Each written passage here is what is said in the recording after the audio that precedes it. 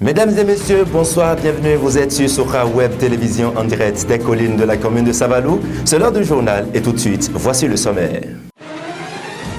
La communauté musulmane célèbre bientôt la fête de Ramadan, une fête qui marque la fin du carême musulman. Que savons-nous du carême? Élément de réponse dans cette édition avec Alpha Toton Deglar de la mosquée centrale de Savalou. Les acteurs des médias du département des collines s'activent pour apporter leur pierre à l'édifice. Ceci dans le cadre de la journée internationale de la liberté de presse prévue pour le 3 mai prochain. Vous suivrez dans cette édition les réactions de Zachary Awe, membre du comité d'organisation. Parlons maintenant politique. Polémique autour d'une loi relative à la pension de retraite aux députés. Nous suivrons dans cette édition la position du gouvernement de Patrice Talon. Voilà pour le sommaire de cette édition, mesdames et messieurs. Merci de prendre rendez-vous pour le développement. Comme je l'annonçais en titre, Ramadan, c'est une fête qui marque la fin du carême. D'ici quelques jours, les fidèles musulmans auront sacrifié à cette tradition. En prélude à cette journée, que peut-on savoir du carême? Les tenants et aboutissants, voici les explications de Alpha Deglar de la mosquée centrale de Savalou.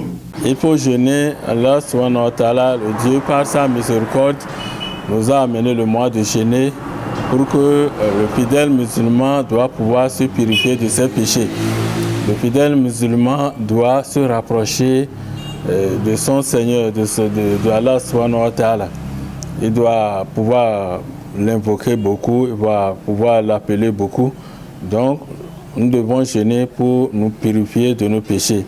Et notre prophète Muhammad sallallahu alayhi wa sallam a dit, celui qui a jeûné avec foi, le mois de Ramadan avec foi, et espérant les récompenses d'Allah subhanahu wa ta'ala, de savoir que tous ses péchés précédents lui sont pardonnés. Les avantages de ce jeûne sont vastes, sont variés.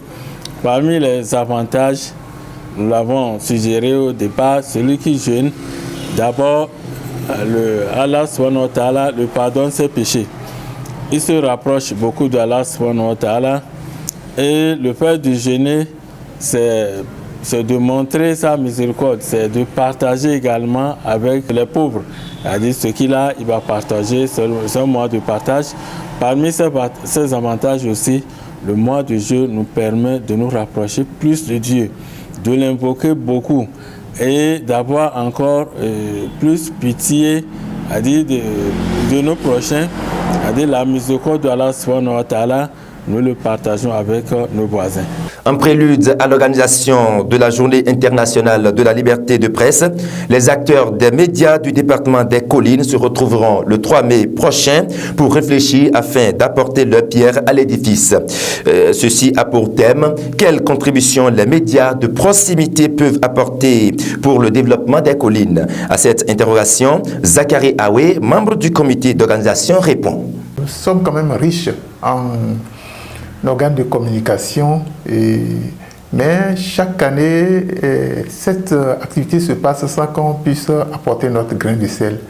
Nous avons pensé cette année-ci de faire autrement, de nous organiser, de nous unir, de nous mettre ensemble pour voir qu'est-ce que nous pouvons faire concrètement pour que les populations pour lesquelles nous communiquons puissent savoir que nous avons un apport.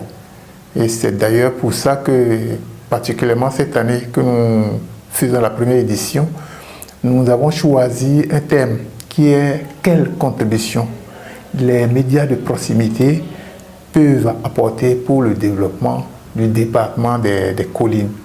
Donc vous voyez, aujourd'hui, il y a la cherté de la vie et suite à plusieurs événements comme Covid-19, il y a également la guerre en Russie qui nous affecte ici. Il y a beaucoup d'événements qui nous affectent. Il y a la cherté de la vie, mais il y a également le terrorisme, les djihadistes qui devient quand même un problème ici. Et face à tout ça, qu'est-ce que nous pouvons faire?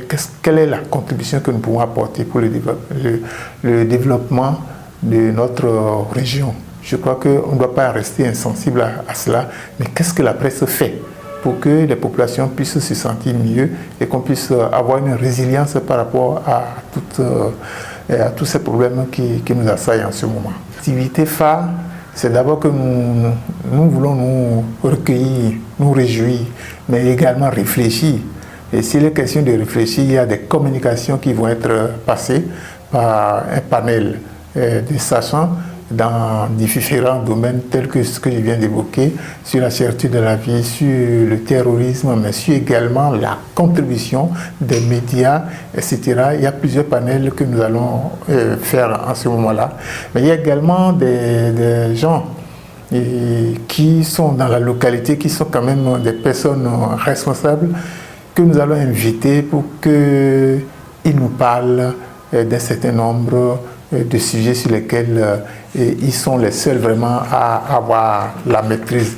Mais c'est également une activité de réjouissance et où tous les journalistes du département des Collines vont se voir ensemble, échanger, se connaître davantage parce que nous parlons soit à la radio ou à la télévision où nous écrivons des papiers sans qu'on ne sache vraiment qui est. On n'arrive pas à poser les yeux sur les noms que nous entendons, nous voyons. Donc ce sera un grand moment festif, un grand moment de rencontre, d'échange, de débat et ça va être une belle fête. On ne peut pas organiser un événement de ce genre sans inviter par exemple le préfet du département, les maires de nos communes du département, mais sans inviter également la HAC, qui est quand même l'organe de tutelle, mais sans inviter le ministère de l'Agriculture où nous débattons des questions d'agriculture, des questions de sécurité également. Nous avons tout ce panel, mais également l'ensemble de nos cadres du département des Collines sont forcément associés à cette activité. Je ne suis pas sûr d'avoir cité tout le monde, mais tous ceux que je viens de citer sont invités à cette fête. Mais bien entendu, les journalistes sont là en plein. Donc on va faire le plein. Toutes les radios, toutes les télévisions, toute la presse écrite sera là. En politique maintenant, l'honorable Benoît Deglar et le directeur du Fonds des Arts et Culture, Déoumalé Gilbert, sont descendus à Wessel le week-end écoulé. L'objectif de leur descente sur le terrain est de réactiver les boutons pour les prochaines joutes électorales. Voici le point avec Nadine Obokoton et Antoine Adobobo. Week-end très chargé pour l'honorable député Benoît Deglar, Gilbert Déoumalé et le maire Firmin Akpo, tous membres de la coordination communale du bloc républicain de Wessel-Wogoudou.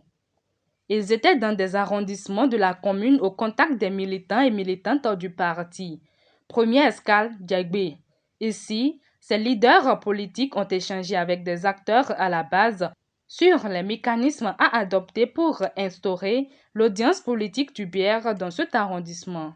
Il est question aujourd'hui de revoir le bureau de la coordination, étoffer ou redynamiser en quelque sorte ce bureau pour rendre les activités du bière plus pratiques et sur le terrain de notre arrondissement. Les échanges ont aussi porté sur l'installation prochaine des cellules de base. Elles seront la fondation de l'aura politique du bloc républicain dans la commune de Wessel-Wogoudou, a martelé Benoît Deglar. Ensuite, cap sur Balin. Dans cet arrondissement, les dernières pluies ont fait des ravages insupportables. L'un des collèges d'enseignement public a été déshabillé. C'était la tristesse et le désarroi. Informés, Benoît Deglar et Gilbert Déoumalé ont agi promptement.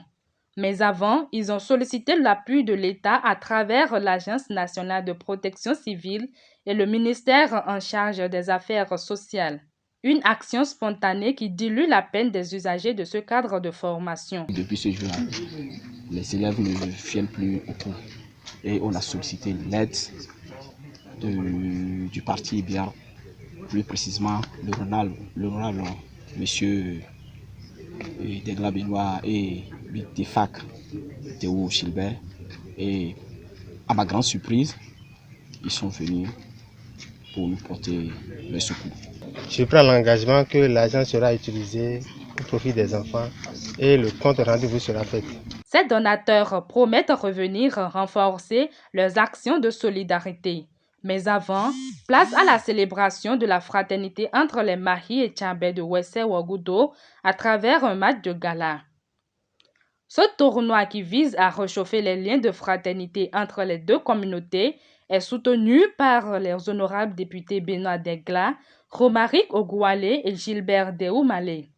Ce périple de contact avec les militants et militantes à la base a connu sa chute dans les couvents pour demander aux dignitaires de ces lieux prières et bénédictions sur la nation tout entière.